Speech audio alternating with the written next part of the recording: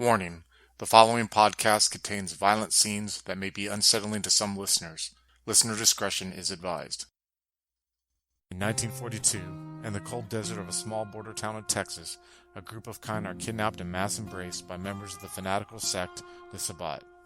Out of this group, only a handful survived, and through rituals and mentorship they became the pack known as the Pale Riders. Representing the sword of Cain, they are wielded by a mentor to cut deep wounds within the heartland of Mexico to the enemies of the Sabbat. Juarez on Fire is a Vampire the Masquerade Sabbat chronicle that follows the Pale Riders pack that consists of Mitch, a Lazombra played by Adam, Coyote, a Ravenos anti-tribute played by Alex, Eldrick, a Caitiff played by David, Jasper, a Bruja anti-tribute played by Joaquin, Cora, a Shimizi played by Slavic, and Richard, a Ventrue anti-tribute played by Tillman. If you'd like to contact us, you can find us on Twitter at twin_cities_VTM or on Facebook at Twin Cities by Night. We hope you enjoy.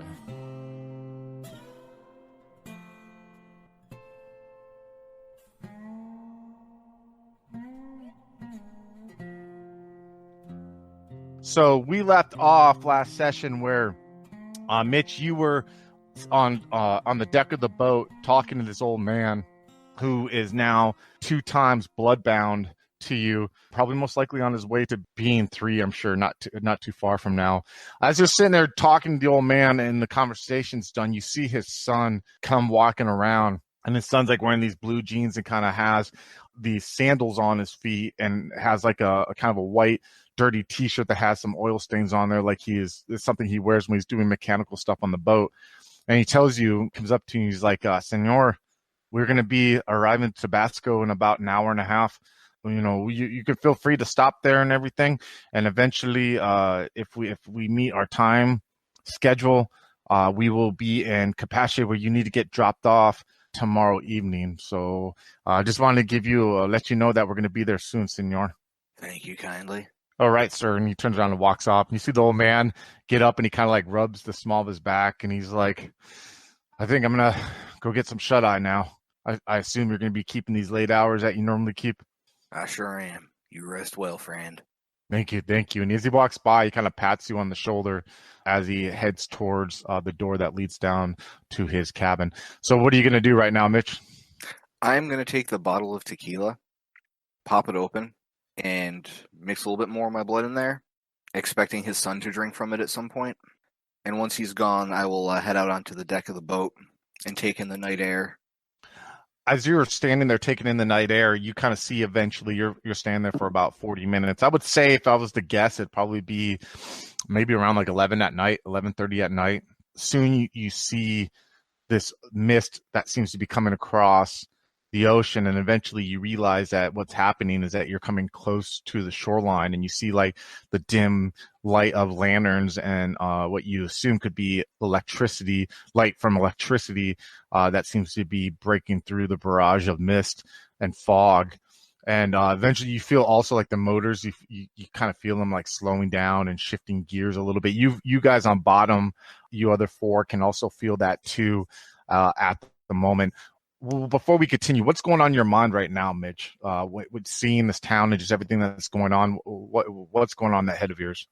He's just enjoying the serenity of the moment. And you mentioned last session, he's really starting to feel like in tuned with the whole Lazombra ocean body of water aspect of the clan, right? Yes, he is. And Definitely. Once he realizes that the engines are slowing, he'll make his way below decks and start knocking on doors and rousting the pack. So the first door you knock on is Cora's. Cora, what are you doing in the cabin right now, and what's going on in your mind before you kind of hear the knock on the door? Well, I suppose Cora's really agitated right now because, it's with the phases of the moon and with being so close to the final sort of to the end of their mission. She's really, really starting to feel the pressure, sort of. And also she's worried for the pack. Why is she worried for the pack exactly? Like, what is she worried about? Well, she's worried about 2 things, right? She doesn't want she doesn't want the pack to come to any harm, and she also does, or like physical harm, and she doesn't want it to come to spiritual harm because of the demons and stuff and whatever could be lurking there, right? Yeah, because to Cora, this whole concept of demons and infernalism is something that she's never has experienced firsthand in anything. So everything that she knows about it, right, is like a mixture of her belief system from before she was embraced, and then whatever she learned from Vidar and the people who came and taught you guys. Yeah, and it's unknown, and I assume that has to be intimidating. What is her thoughts about like the situation with Vidar? Like, is she like in her mind? Is she like? Has there been any like mental visualization on what you guys are going to encounter there, or what you're going to find, or is that what's scary too? Because you don't know. Well, I mean, the way she sees it, it's unknown. We should expect the worst, but we don't know what to expect, so just expect everything. Yeah, that makes sense. That's a good strategy to have. So you hear your door knock at the moment. Scene's on YouTube. Yes? Cora, darling, we're getting to town. I see. I suppose you want me to accompany you? I think we should all check this place out after what happened last time. Yeah, I suppose you're right, Mitch. I'll be right with you. Take your time. We still got a few minutes yet. Okay. Mitch will continue on to the next door. So the next door is the door that in the room that Jasper and Richard are staying in. I'm going to cut to these two real quick. Jasper and Richard, you're sitting in this room. You have this figure of this guy that was from Cedar Creek, that man in the bar that Jasper and Cora went and got on their own for Jasper to feed, and the man that like Ilanipi dominated and did this. Something that you kind of feel some affinity to, Richard, but like you know that he like reprogrammed this man in a way, and you see him just out in the corner, and you see like his body kind of like moving with the ocean, you know what I mean, as like the boat moves, but he's just like drooling on himself, asleep in the corner, and you two are in the room there. What's going on in your mind at the moment, Jasper, knowing that you're coming upon this town Tabasco, which is like probably the last stop before you get to your final stop, and just everything in general, what's going on? Okay, so for Jasper, definitely he's been, I can say, humbled a bit by the train of traumas that's just been happening to him. For example, he diablerized one of the banditos, and he saw like there was the vision of the demons, and and then the coyote did this whole chemistry thing and brought even more memories up to the front. So he's starting to realize that, well, we're going up against something he has never really considered before, and honestly, he's starting to dread it a little bit. Like he's not as confident as he once was. There's doubt in him now.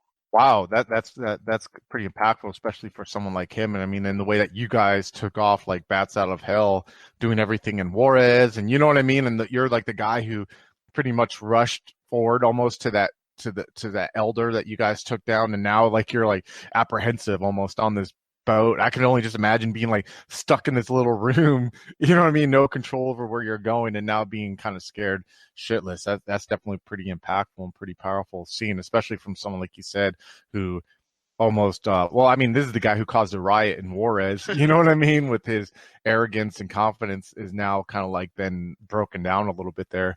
What about you, Richard? What's going on in your mind with everything? Richard is a bit nervous, I think, seeing as the fight is coming up and what he's seen in the memories. So he's trying to think of strategies on what could possibly work to fight the Infernalists and, well, those black demons that he has seen. Because you really have no idea how to go forward at this moment, how to combat them, right? I mean, the tried and true method of the Pale Riders have been like swarm and tackle, you know what I mean? And like now, like what you guys have witnessed in your visions, not only I assume you would think the swarm and tackle method wouldn't work that well, but it's like you saw it take down and kind of destroy a pack from within, and you kind of saw what it did to Wyatt and Cleaver there, how it kind of like just made them shells of what they were before. So you two are in there. You hear a knocking on the door. Scenes on you three. Go ahead. Boys, it's time. Have you arrived? We're about to. Get yourselves together. Yes, sir. By the way, you're arriving to Tabasco. This isn't your final destination, but this is the town before the town. Penultimate stop. Yeah. The last stop. Yeah. All right. That's where we gear up. I don't see much need for us to stay long here. We have to just keep going after we stop for a while. Jasper, I've been pondering. What You have you seem to been have the ability to leave an impression on people, even if they don't know you and just walked by you. As you said that, you see Jasper smile a little bit, like some of his old confidence coming back. Like, yes, I have always had a way with words, even before I was uplifted. But now, I can definitely say yes. We have seen that 2 of the Banditos pack lost their faith or belief in the demons. And I was wondering, maybe you have the ability to convince other ones that they are wrong. I don't know. I can rally people to my side, but to actually change, I don't know if I can combat a deep-seated belief such as that. I can rally to action, but change a person's mind, that takes some doing. I think it is worth a try, maybe. So we can break up the group. Maybe cause some unrest within them. If there is any left to consider unrest in, if they haven't sold themselves completely over to those things, I will try. The only power the demons have here is the power they have over them. At least that is what I think I've seen in those memories. I take it, Mitch, you're going to go knock on the honeymoon suite? Yes, he is. All right. So, Coyote, you're in this room with your bride. Tell me, A, what's going on in Coyote's head and with everything that's been going on, and B, what is what's going on with you and your bride here? So, first, I've been talking to her more, doing the kind of the brainwashing act that we discussed that has been going on there.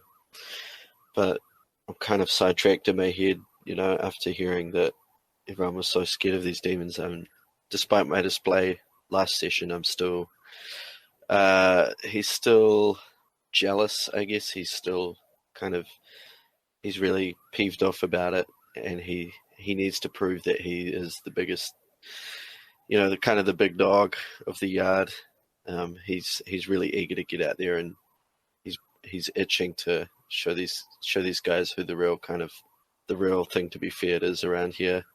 So he's planning on exacting his revenge on them, and he also wants to get Vidar back, though. That's also in the back of his mind. But yeah, he's mostly consumed with rage. So you hear a knock on your door. Go ahead, scenes on YouTube. I'll make the bride open the door.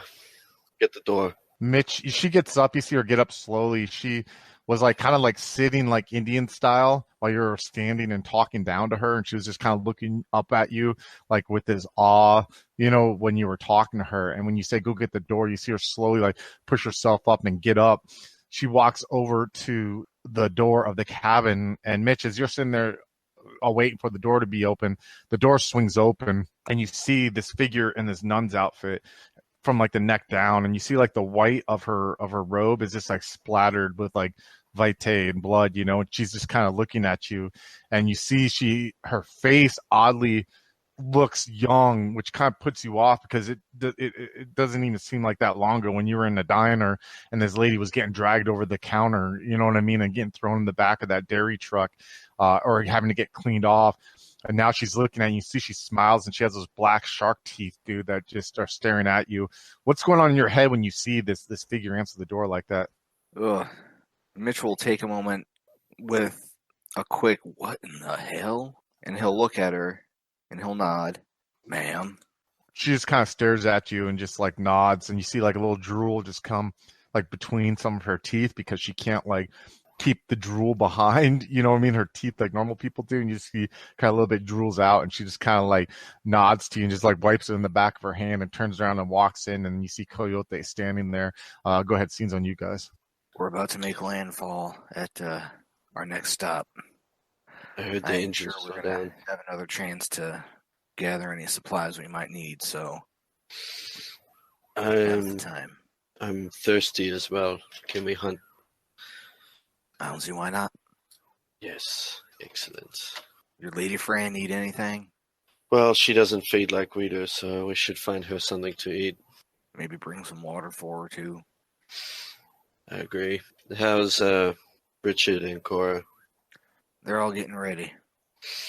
Cora seems a slight bit off, but otherwise fine. I'll go see her. I'll be on deck if y'all need me. Thanks. Mitch will stop before he leaves. He'll pull out a handkerchief and he'll hand it to Coyote's bride. You see her, she Man, kind of this looks, might come in handy. she kind of takes it and nods to you and just kind of like pats her mouth and like just holds on to it. As you guys are slowly making your way up to the deck of the boat, you guys definitely see where you're coming closer to landfall, but I just want to point out one thing. If you were to look at the front of the boat, again, I don't know, starboard, whatever that jazz is, but if you look at the front of the boat, you see like further on, like way miles down, you just see the skyline and you just see like this like color of like storm clouds and lightning that's going through storm clouds, but it's at such a far distance off. It's not close or even gonna hit, but it just seems to like in the very, very far distance of the skyline that you see, it just seems to like slightly illuminate itself a little bit, you know, like it's thunder clouds and stuff like that. But when you look to the right and you see that the boat is slowly drifting towards the dock, you see this almost like a similar little setup that you saw at the last place you stopped. Like these are pretty much like little villages / towns that are specifically for fishing vessels and fishing boats, you know, that are going along the coastline, the eastern coastline of Mexico, to stop, refuel, do whatever, stay and whatnot. But this one looks a little bit more, I don't want to say civilized, but bigger. You know what I mean? Like this one doesn't have like a saloon out front. You kind of see like this office, this like it's a wooden building and it's not multi-storied. It's obviously like a building from that, you know, from the 40s. You know what I mean?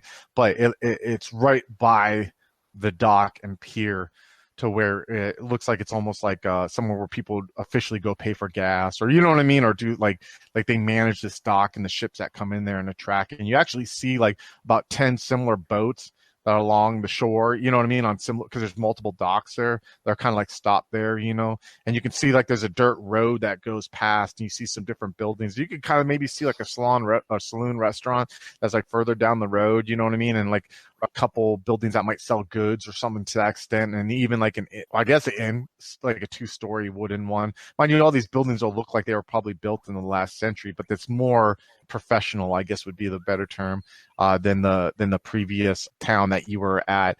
Scenes on you guys. Go ahead. Standing on deck, Mitch will pull out a cigarette and start smoking. Okay.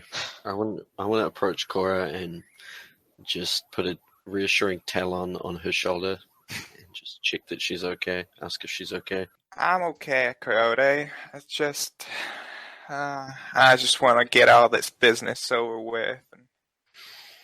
I don't want this to end. I'm looking forward to it. There'll be other fights to fight, Coyote.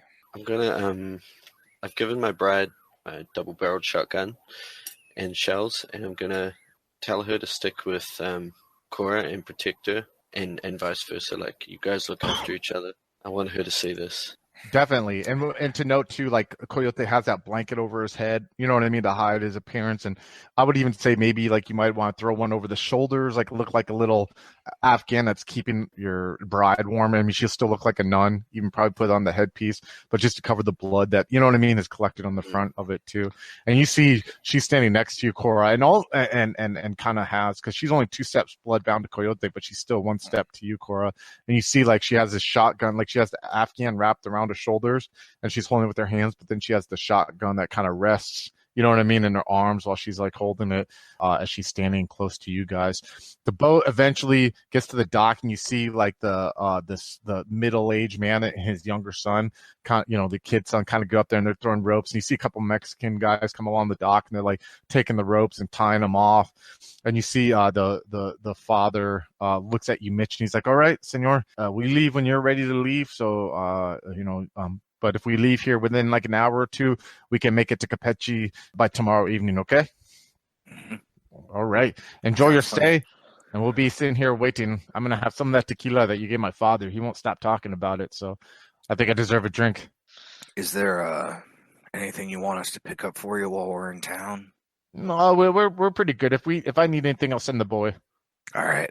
So, hop off the boat. sweet. You guys see Mitch hop off. So, how are you guys going to go about it? Are you guys going to go together to places? Or are you going to break off on your own? Or give me a little kind of like travel order here so I can kind of have an idea how to tackle this. I'm gonna try and stick with Richard and Cora as much as possible, and I'm also going to be eyeing the dudes at the dock that kind of help moor the boat. I'm going to be eyeing them with hunger. Okay, so where are you guys going to head to first? You guys are on the dock now. You see that those 3 Mexican guys came from within that little like office looking building that is right by the dock there, and you see a couple other people walked out and are getting on boats like. And then you see, like I said, the dirt road that continues to go down. And you see a couple like shops that look like they may be closed because, like I said, it's around midnight. You know what I mean, 11:30. But you see, like there's a saloon / a saloon that's on the left, like a kind of similar built one that was in that last town. And then you see further down, there's like this inn that is the same style as the saloon, but definitely is more advertised for people to like be able to spend the pay to rent a room. You kind of see these women of the night that are you can't tell really from where you're at, but you see like silhouette of like these women walking around like in dresses around the inn. All right, folks. What's our first order of business? I know we got some folks who need to top off. Anyone looking for anything in particular besides snack? Perhaps we should acquire some instruments to deal with some wooden instruments to deal with our soon to be company. I'm staking someone. I suppose we could also buy some holy iconography or holy water or whatnot. Might come in handy. Don't know if it's going to do anything, but can't Who hurt needs such either. baubles when you have a god with you? Cora will smile and just, touch Coyote's cheek. Can't say I'm a fan of that, but you might have a point there, Cora. Also, I wanted to talk to you, Mitch, later, if it's possible. Of course it's possible, darling. I always got time for you. I will head to the inn. I'm going to let the guys know as well. I'm going to head to the inn with the bride to get her some provisions. But I'll have my blanket drawn up so that, obviously no one can see what a monster I am. Sweet. So you're going to go to the inn, not the actual bar. Okay, got you tracking. So Coyote's walking with his bride towards that I'll be direction. back shortly just to stop off. You 3 that are left. What's your plan? I'm Mitch will go to for the inn as well. going to the church and see, or like whatever, something equivalent to acquire some, if anything, something holy.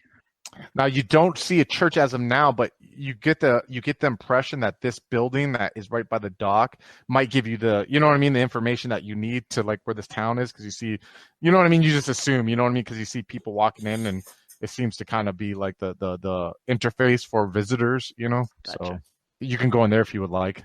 Yeah, I'm definitely interested in going there. I'll ask if anyone wants to accompany me on this. Yeah, I will accompany you. I think we should pick up some supplies, food supplies for the driver we have. Oh, yes. Let's stick together as we go through all of this. I don't want any nasty surprises coming out at us. All right. We'll do the scene where the 4 go into this little building, and then we'll cover Coyote and his bride who are walking towards the end, because Coyote's a man who marches on his own beat, dude. All right, so Mitch was heading towards the end as well. Okay, so Mitch is heading towards the end. Do you 3 want to follow Mitch and go to the end and then go to that building after you guys go with Coyote? It's your call. I feel like going straight to the building. Okay, so Jasper's going to go straight to the building. Where are you going, Cora? Yeah, I'm going wherever Mitch is going. All right, so you're going to Mitch to the end. Where about you, Richard? I will follow Jasper, as I said. Okay, sweet. So we'll do the building first and then the inn. All right, sound good to you guys? All right, Jasper and Richard, you start walking towards this building. Basically, you're walking on the dock. You can kind of hear your feet like hit the wood. You can kind of hear the hollowness because like the ocean is underneath it a little bit, and you can smell the salt water as the wind kind of blows through. And as you get off the dock, you see like this wooden pathway that goes to the right, like someone put 2x4s, you know what I mean, that walk on there. And you see people kind of like, you see one guy walking out of the building, the entrance, which has like this kind of like a glass door, you know what I mean? Like when you can push open and close. It has a wood frame, but it has glass to where you can see within. And you see some writing in Spanish. Neither of you guys speak Spanish, by the way, but we'll figure out if that even matters when you get in there. But you see like Spanish written on there, and you see one guy walk out, and he has like a cowboy hat, a Mexican guy, and you hear the bell go like on the top, you know, that rings it, but it rings, you know, the old school bells. And as you guys walk forward, you open the door and you come in, and you see like ahead of you, there's like this desk, and you see like there's behind him on the wall nailed down, there's all these like receptacles for papers to store papers and everything like that. And you see like a couple keys dangling from there, and you look to the right and you see there's actually like a window that shows the ocean, you know, and shows the docks like that. And then you see there's a door next to the desk that kind of leads to the back. As you guys come walking in, you see this man look up, and he says something to you in this language that you don't understand, and he looks at you inquisitively for a second, but then he sees that obviously you're Caucasian, and he's like, I take it you don't speak Spanish? I'm afraid not, good sir. Some of our compatriots do, but unfortunately I have not had the opportunity to learn the language in my life. Oh, no worries. I've learned to speak English here, and you'd be surprised about a couple other due to some of the ships that we get stopping by here. It's usually not people from the land of the sun who like to go fishing on the coast here. So, name's Julio. I take it you're with that new vessel that just boarded. You are correct, good sir. I was hoping you could help me with a matter of. We have been traveling for a while, and I would like to find a place where I can find peace in God. Yeah, indeed. There's the Holy Mother Church. We have one that's further down if you go down past the inn and make a right, you'll see it there. It's a little late now. I don't know if the Padre's there, but to be frank, and you can kind of see the guys starting to feel a little uncomfortable around, because you guys are both at Humanity 4 right now, right? 3. Oh shit, 3. Yeah, you could see he's like, as you guys walk in and kind of get closer, and like the light from the dim electric bulb starts to like show a little bit more from you, because it just hangs from like a single, you know what I mean, cord. And kind of see the guy's like a little taken aback, and he's like, "You don't look like the fishing type, if you don't mind me mentioning that. What are you doing around these parts?" We've been traveling. We've been looking for some friends of ours. We've been hoping to meet them. Oh, where you heading to? Oh, I mentioned Exul or something. It's a bit further down the coast. We hired a fishing boat to transport us. You're going to Exul? What are you heading down there for? Like I said, some friends of ours are down there. We hope to meet up with them there. That's interesting. I suppose you look like the business type, but that salt mine kind of went out of business a while ago. Salt mine, you say? I didn't know there was a salt mine there. I mean, that's the whole reason why that village exists for the most part. They had Is it still in operation? Now, from my understanding, the family that went down there and started it, no one's really kind of heard anything being produced down there for the last, I don't know, decade. They had some people from what's that area called? The area where Jesus was born. Nazareth? Not Israel, but where Israel is at, where Jerusalem's at, like the Middle East, I think it's called. Oh, yes. Yeah, some of those weird families that have some of those heathen beliefs that like they believe in the same God that we believe in, but like don't believe Jesus is real or something like that. Some family came down there and.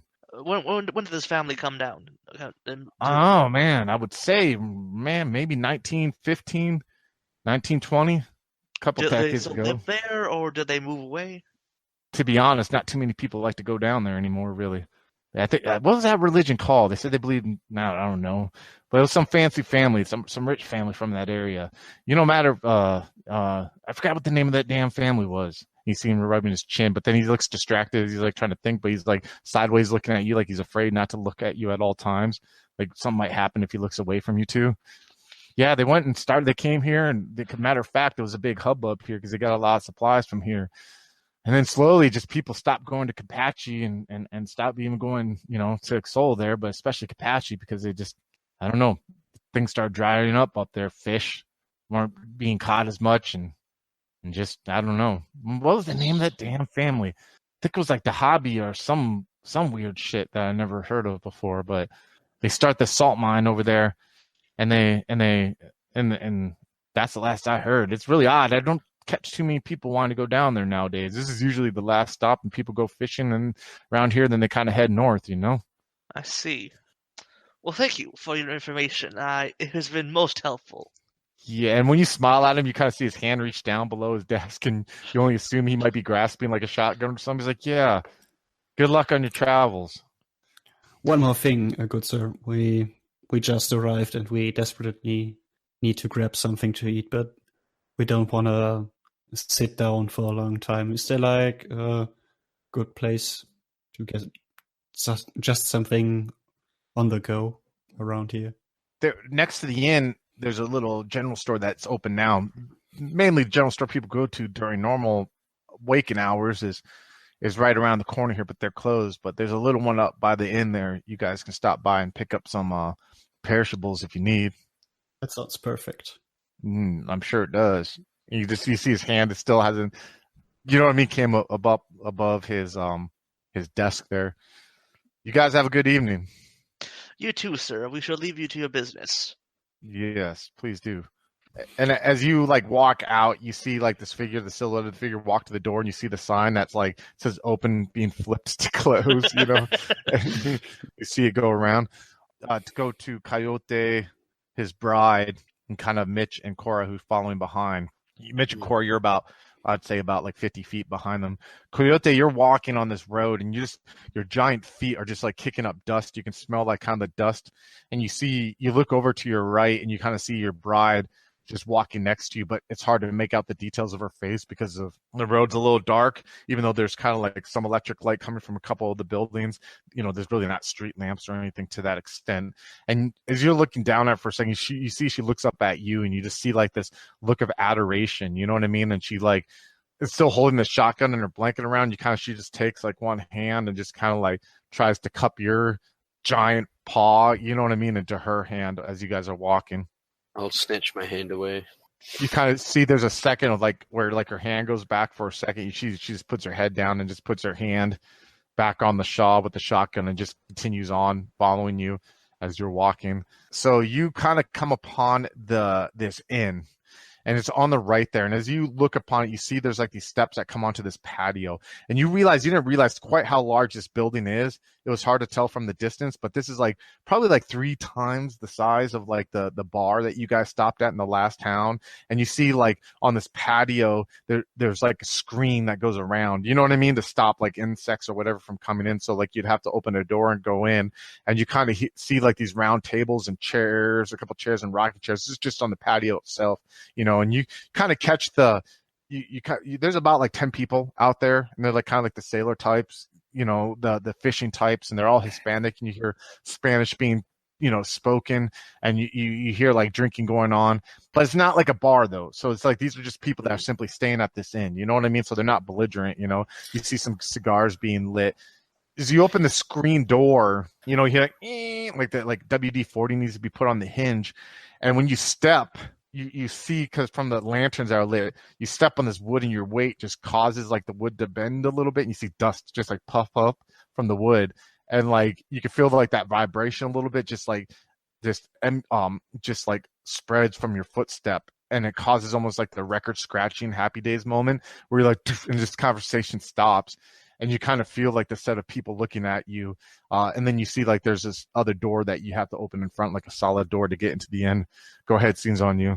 Can I use like a general intimidate just to, and a little bit of chemistry? I just want to kind of exude a presence without alarming everybody. Do you know what I mean?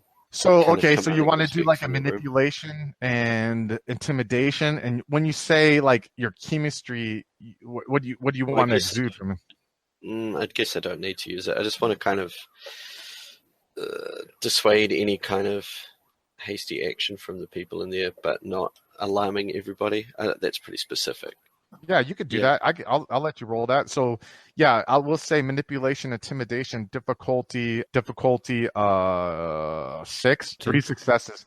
So you walk in and your bride follows behind you, and you step on and then you just kind of do this once over, but you have like the blanket around you, and you kind of just you speak with your body. You just utilize your size, and you communicate. Like you push your will out there, like don't fuck with me, and you just kind of do it slowly and look, and they can't make out your face, but you just get the point across, because all of a sudden you just see like heads turn, and you see conversations start going.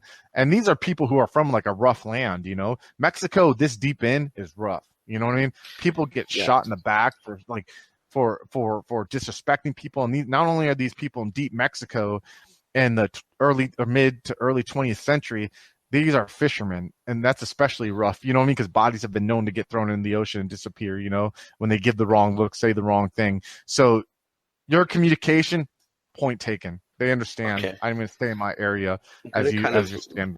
I'm going to kind of lean against the exit, like by the door, just with my arms folded, and gesture for my bride to go up to, I guess, the counter or whatever would count for it in there, and tell her to get whatever food she needs, etc. You see she opens the door to go into the inn, and as the door opens, are you going to stay in the patio while she goes inside? Yeah. Okay. She goes into the inn. You see that like cigar as well. So you light a cigar, yeah, and literally like no one's looking at you. They got the hint. You're the alpha dog, you know. And if anything, you see people are kind of like, some even got up and went to chairs that are farther away on the patio from you than maybe they were before. You know what? My lighter's not working because I accidentally got it wet. We were getting off the boat. I'm gonna approach a table with the biggest looking sailors in the whole place are and ask for a light. So you come upon these two guys who are at the closer table, but they're kind of bigger, and you see like one has like a wife beater shirt on, and he has this really thick fucking handlebar mustache, you know, and he has like this receding hairline and this hair that looks like it hasn't been cut like in 6 months. His skin is oily. His olive color skin is oily, like it hasn't been washed, and he has like these really big hands that have like hair, like dark coarse hair that are along the tops of it that go up to his forearm and along his arms. And you see with him is this similar dude, but he's like skinnier, you know what I mean? But he's really ropey. And you come walking up, and your figure kind of blocks out the lantern and casts this shadow over the table. And you see one guy look up. Now, quick question before I continue on with the scene. Are you like covering your face with the blanket, or are you like letting them see your face right now? It's pretty much covered. I've got it drawn over like a shroud, so you'd have to get up pretty close to see it. Also, I just want to know if any of them are wearing like a cross or any kind of religious necklaces, anything like that. You see one's wearing a rosary, the skinnier one, you know what I mean? Just like a decorative rosary kind of thing. Sure. And you see, as you're sitting there, the guy has like there's a cheap tequila bottle there, and you see he has like this like little glass that he's been pouring it in, the bigger guy, and your shadow kind of comes over it. And you see for a second like him tremble a little bit. And you see like he doesn't want to look at you, and he's like says in Spanish, he's like, "What?" Like he doesn't even know what to say to you, you know, he just says, "What?" Got a light, hombre. You see Breeze, and he like slowly like reaches into his pocket, and he puts like the lighter down by his bottle, and he just slowly like pushes it, like he wants to get the minimal amount of his body as close to you as he can, and he's not even looking at you. He's just like looking at his friend, and you hear the lighter go along this cheap wood, this Zippo lighter, as he's using his finger to push it. And then right when he thinks it's like within a moment, like a kid who's afraid to take their feet and put it on the floor when there's a monster under their bed, he just puts his hand back and he just like puts them in his lap, and he just continues. I'm gonna have my cigar sticking out of my mouth, and out of the corner of my mouth I'm gonna say, "My hands are wet, can you light it for me?" And I'm gonna lean my face uncomfortably close to his. And you see the other friends like not looking at you, and you see the big guy's shaking. It's like, "Please, senor, please light me." You just can like hear his heartbeat, you know what I mean? You start like smelling the fear on him, and you see him like, and he like takes the lighter for a second, and I need you to give me a self-control roll, sir. Difficulty 4. 2 successes. Okay. You're sitting there, and you can feel the beast like crawling on the back, because you're like totally controlling this guy. You are a god, and this man cannot even cannot even look at you. It is almost like Sodom and Gomorrah, or when the wife like turned around and looked at God and became a pillar of salt. This man is just as scared as the guy's name in the Bible who was the husband who didn't look back, Job. Yeah, and you see him like he takes this lighter and he flips the top of the Zippo, and you just see him like trying to get it to light, and the damn flint won't light, and you see his hands are shaking even more, and finally like he's like, and he starts panicking, and then it lights, and he's just like trying to like slowly control his wrist with like, go ahead. Sorry, as he's bringing it up to the flame towards the cigar, I'm going to puff it out with my mouth. He's like, you see like tears start coming down his eyes, and he like starts again, and then it lights again. He's like, please, and he's just like holding it there. Okay, I'll dip the cigar into the flame, lighting it, blow a big puff of smoke in his face, and then I'll lean back, standing upright again. But I'm going to reach over and with one finger just pluck the rosary off his mate's neck, and then walk back to where I was leaning and puff on my cigar. As you walk back and you like puff and you like sitting against the thing, you just hear that grown ass man sobbing. You know what I mean? As he's like trying to pour another glass with like two shaky hands. We'll cut to Cora and Mitch. You guys are about 50 feet behind. You said you want to talk to Mitch. I don't know if you want to do that now, Cora, or if you want to wait till later. It's your call, but I thought I would give you the opportunity here since it's kind of opened itself up. Okay, yeah. So now, what I wanted to talk about, Mitch, it's not really something that important. It was just, think of it as one of my rituals, if you will. It's a bit unofficial, though. What is it you're looking to do? It's nothing to do with the pack. It's to do with you, since I'm guessing we're going to be storming the gates of hell tomorrow evening. More or less. So, I wanted to sort of ask you if you wanted to confess, anything you've wanted to say or anything you had on your mind as a pack leader before this final attack. Because we might not make it, and, just so we're all level. Mitchell light a cigarette and take a very deep drag off of it. There's lots what I could say, but I think I'll worry about most of it for after we're done.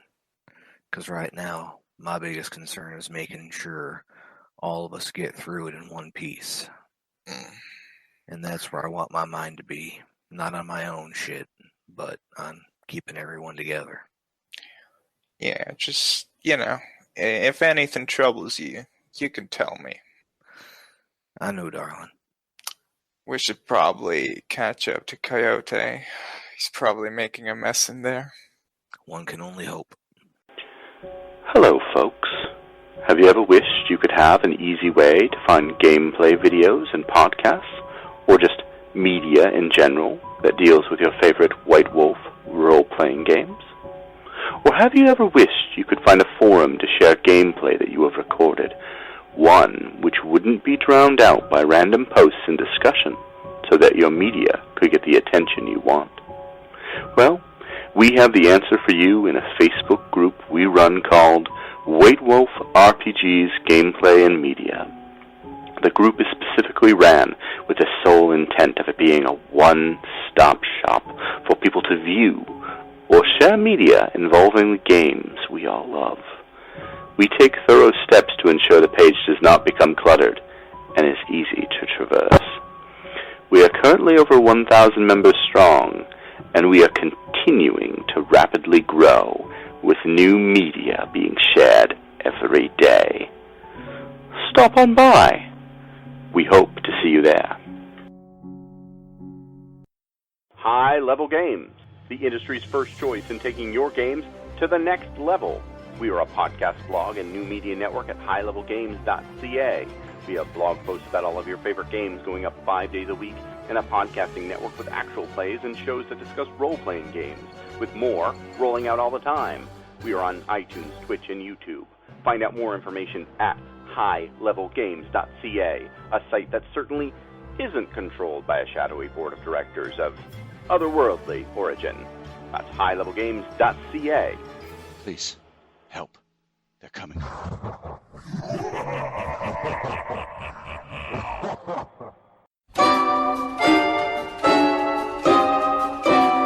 Hey, do you like World of Darkness? Do you want to introduce your friends to it? But there's one problem. Nobody reads books anymore. This presents you with a problem, doesn't it? You want to get your friends into these awesome games, but they don't have the time or wherewithal to read any of them. Well, that's where Brett the Hitman comes in. Brett the Hitman, your one-stop shop on YouTube for all things related to World of Darkness. Currently in the middle of his Werewolf the Apocalypse series, which is showing tremendous growth. It's going to the moon!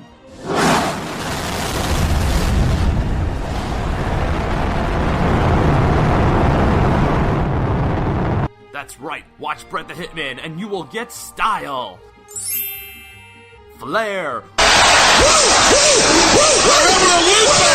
humor,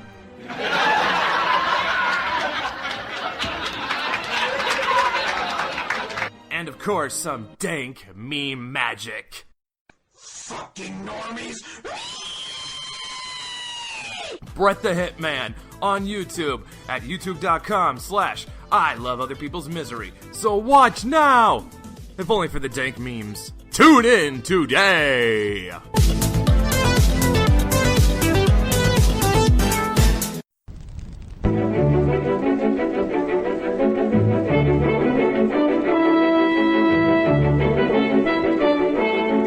The Los Angeles metropolitan area is constantly growing and changing.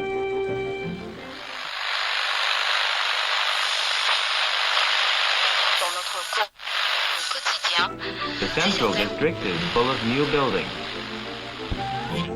The Hollywood and Wilshire districts, once far from downtown, now are part of which spreads past Beverly Hills and out to the ocean.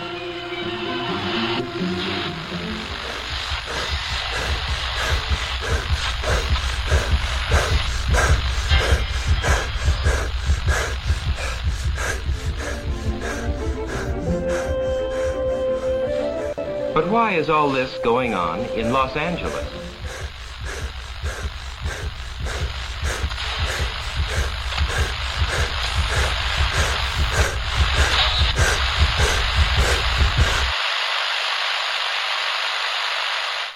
Why is Los Angeles an exploding city?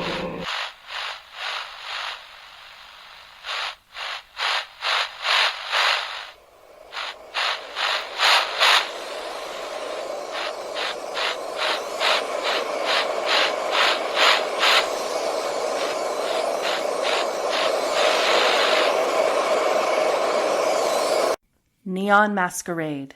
The Demon's Mirror. 13 Candles. 3 chronicles running through the undead veins of the City of Angels. The Esoteric Order of Roleplayers Actual Play podcast invites you to drink deeply.